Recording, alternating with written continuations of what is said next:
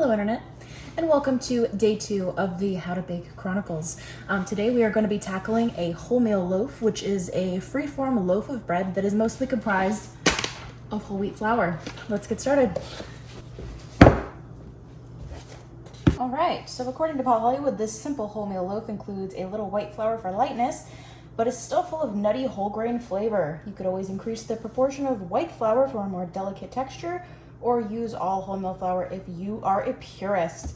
This bread makes excellent toast, very good with pâtés and smoked fish. All right, well, let's go ahead and get moving on this. So we're gonna start out with 400 grams of stone ground strong wholemeal bread flour. All right, and I'm using King Arthur 100% whole grain whole wheat flour. This has a 13.2% protein content, so I would consider that a strong flour in the eyes of Paul Hollywood. We flew too close to the sun. We are over. So that's okay. Mistakes happen. Next, we are going to do 100 grams of a strong white bread flour. I'm using the King Arthur unbleached bread flour. Again, this is a 12.7% protein content, so this would be considered a strong flour. 100 grams of this. I'm just going to spoon it out so I don't have a mistake and then have to sift through wholemeal flour plus the bread flour. Gonna give this a little mixeroo with my hands before I add anything else, just so that the white flour is a little bit more distributed in here with the wholemeal flour. And then next we are gonna do 10 grams of salt. I'm just using a coarse kosher salt. And I just kind of give a few pinches until I reach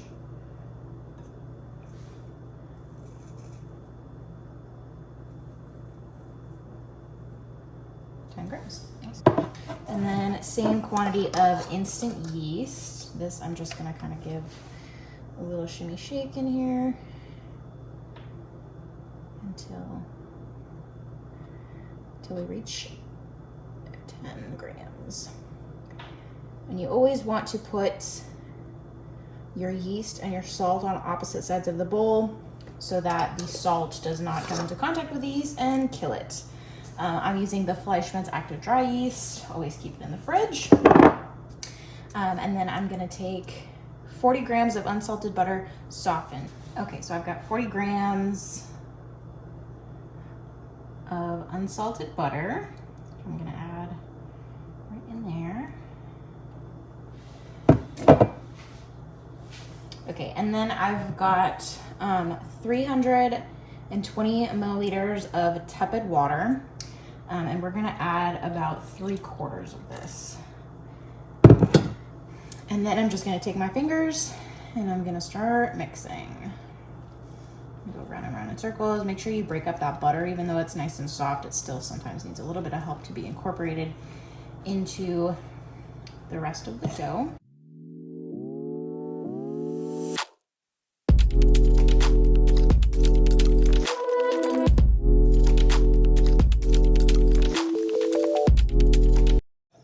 As you can see, things are still a little dry in here. I'm gonna add a little more water. Not all of it, just because I've never really worked with this flour before, so I don't want to overdo it with the water.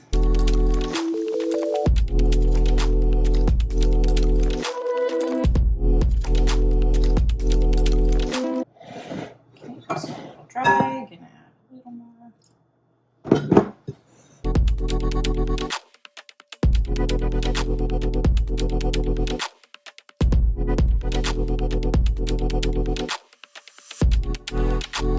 Okay, it looks like we've got all the dry bits up, and I've got a ball of dough here. So I'm just gonna scrape up these little bits of dough on the sides of the bowl, stick them into my loaf, and then I'm gonna keep this bowl but set it aside for right now.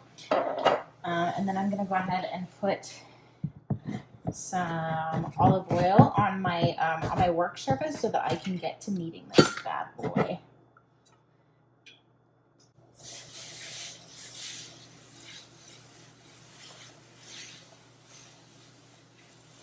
Okay, so I've got my loaf here, and I'm just gonna start kneading.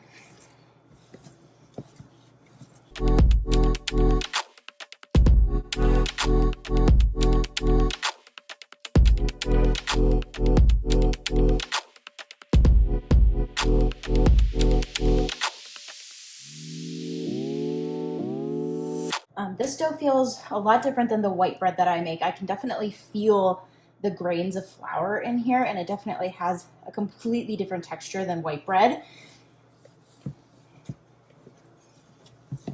It's really interesting to just kind of feel out the dough this way, and this is why I really like to knead with my hands instead of with a mixer. But if you do want to use a mixer, there's absolutely no shame in that.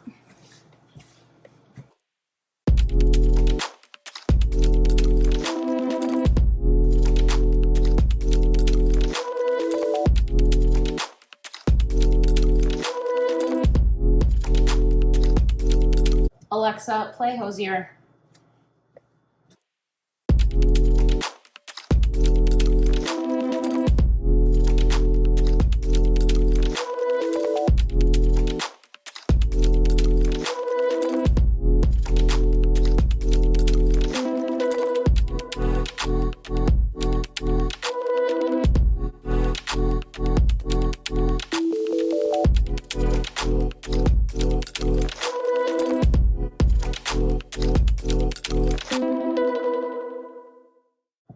Okay, so the dough has definitely changed.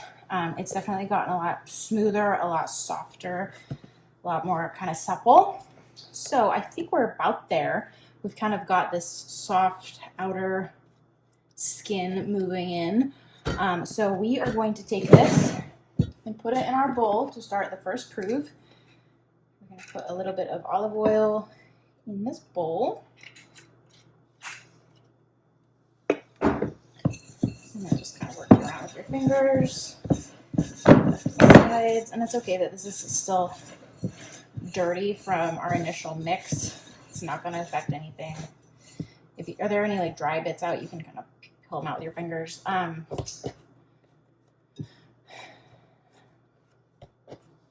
Okay, so I'm just going to take this ball of dough, plop it in there, and just place it over top. And this guy is going to go in for a nap for about 1 to 2 hours, depending on the situation. So we'll come back. All right, it is in about an hour, and our dough has definitely doubled in size. That is looking really, really full of air. And then I'm going to plop the dough out. And then I'm gonna knock the air out of it. I like to do this just by kind of pulling on the outside and shoving it into the middle. So there we go. We have punched all the air out. Okay, now I need to get my baking tray ready to go. So I've got a baking tray that has parchment paper on it. I'm just gonna put that off to the side for right now. And the instructions say to flatten the dough out and roll it up into a sausage. Then roll this out with your hands until it is about 30 centimeters long. Okay, so 30 centimeters is about 12 inches, so I think we're about there. I'm gonna try to get it as even as I can. And then tie the dough in a knot and place on the prepared baking tray. Okay, I'm just gonna kind of, I think that's correct, Paul. I'm not actually sure. There's no photo of this available in the book, so I'm not really sure if I'm doing this correctly, but that's okay. So we've got our rough knot here. We'll put it on the tray. And then put the tray into a clean plastic bag and leave to proof for about an hour until the dough is at least doubled in size and springs back quickly if you prod it lightly with your finger. So we're gonna put this in a plastic bag. We're gonna leave it here and then we'll come back. Okay, so we have been proving for an additional hour. So we are big now. This looks, it's not cute, okay?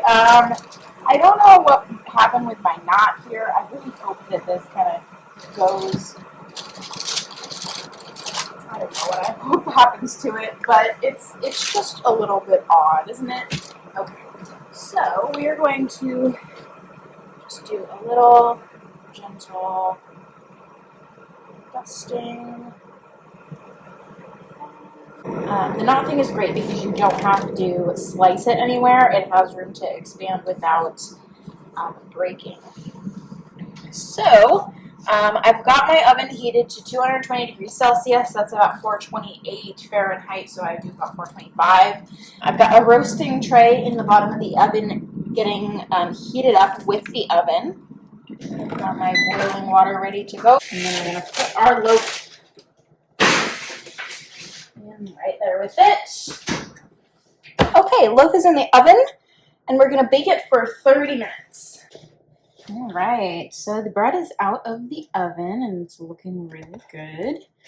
It still looks a little bit weird. This little hump thing from my weird knot didn't seem to go away. That's okay though, it's still gonna taste the same. Let's slice this bad boy open so we can see the inside.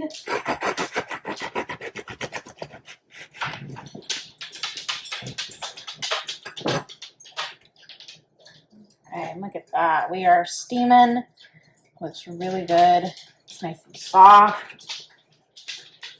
Looks really beautiful. And that is the wholemeal loaf done and dusted. Thanks so much for watching, and don't forget to like and subscribe for more videos every Monday. I'll see y'all later. Bye.